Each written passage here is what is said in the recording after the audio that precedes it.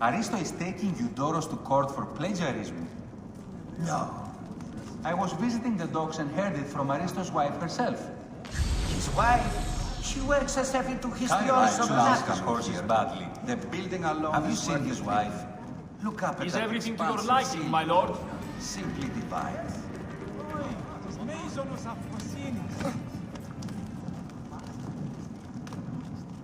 The water's a bit tepid. Such incompetence.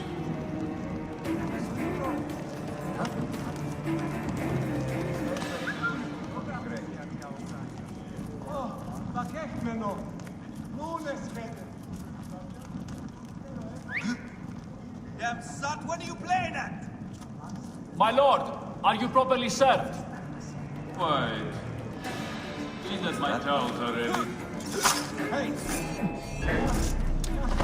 That's it. Die. There you are.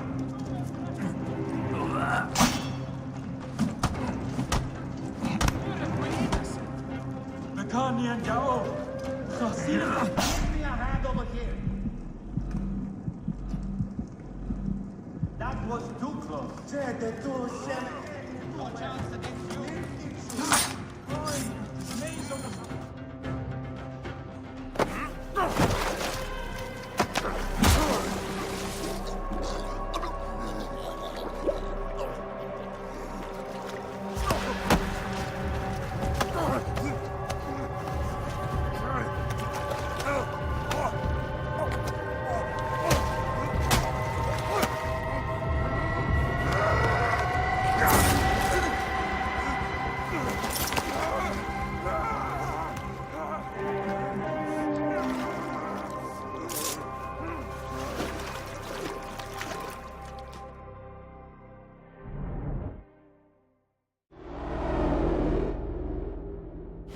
Die! And be done with it!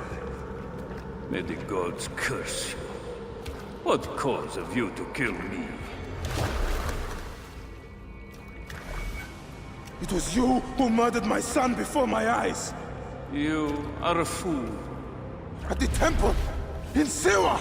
That forsaken shithole? I had nothing to do with that disaster. It is too late for your lies. Anubis awaits. It is worth the loss to slay the snake at last. The snake. The snake will never die.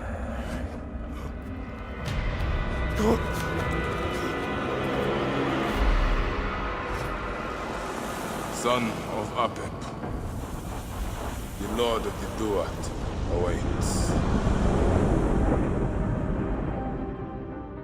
Eudoros the Snake is our second target on our Templar hit list, borrowed from the original Assassin's Creed for whatever reason as a plot point, to Assassin's Creed Origins. And this was the assassination, unlike Medunamin, is actually interesting because it's taking place in a tightly controlled, tightly patrolled bathhouse, and this is the first assassination where Bayek actually gets access to the ancient assassin's blade, who apparently killed one of the Greek kings of note. I don't really remember which one it was, because literally everything about Assassin's Creed Origins is pretty forgettable for being completely monotonous. Eudoros actually did something, or at least tried to do something interesting. The basic gist of the assassination is that classic Assassin's Creed and classic stealth game idea is that you're put into this area with a ton of guards who can see you, and you're just trying to stealth your way over to the target.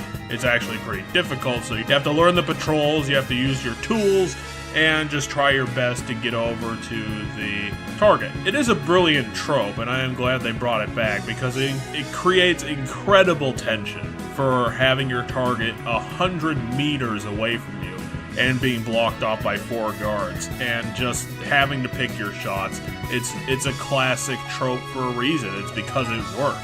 Unfortunately, the stealth in this game doesn't, which is why I basically had to brute force my way through and kill all of the guards because, well, I had no tools, there weren't any hiding places, and trying to stealth around these people is pretty much guaranteed to fail unless you are precognizant.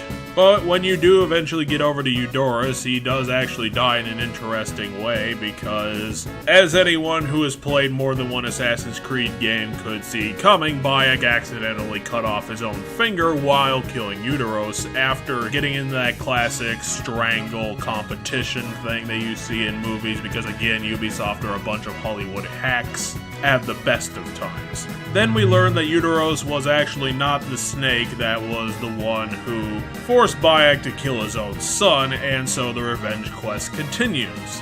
Unfortunately, realizing later on that Bayek's actual snake that he has to kill is the entire Templar Order, meaning that we have to go through the rest of the game to get to the ultimate point of his Kratos-styled revenge quest. The only difference between this and Kratos was that Kratos' revenge quest was actually interesting and had narrative weight to it, whereas Bayek seems to just been handed his tragedy and told to go along with it, for as long as it could realistically be expected to. I don't really get that Bayek is really on his revenge quest. And he only seems to remember it after he's killed someone, so it feels pretty token and hollow, but then again, this is a Ubisoft game, so expecting some kind of nuance is not on the menu, which is why, along with a bunch of other reasons, is why Assassin's Creed Origins is a pretty boring game to play through. But Eudoros actually got away from what Origins was making us slog through up to this point, so I appreciate him at least trying. And hey, we do get a bath towel Bayek's costume out of the deal, so is that a worthwhile justification? No, not really. I hate his bath towel costume. I would rather have Bayek in some boxer shorts, and even then I wouldn't like it all that much.